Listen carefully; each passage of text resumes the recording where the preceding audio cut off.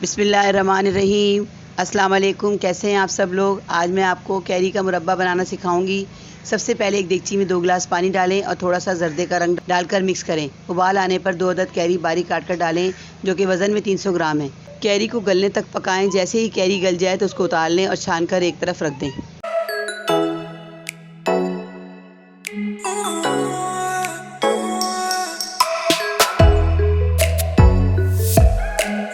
शीरा बनाने के लिए दूसरी तरफ देगची में 1 कप चीनी या जितना आपको मीठा पसंद है, साथ ही इसमें आधा कप पानी डालें और इसे मिक्स करें।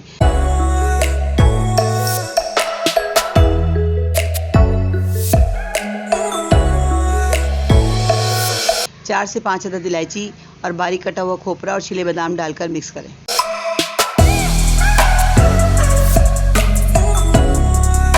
शीरे की तार ना बनाएं, उंगली पर चेक करें। जब थोड़ा चिपचिप करे तो कैरी डालकर मिक्स करें और थोड़ी देर पकने दें, फिर चूल्हा बंद कर दें।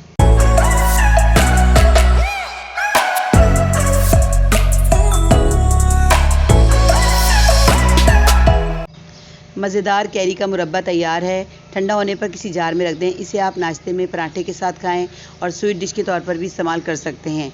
उम्मीद है ज़रूर पसंद आएगी। एक बार ज़रूर बनाएंगे। मिलते हैं नेक्स्ट वीडियो में नई रेसिपी के साथ। अल्लाह हाफिज़।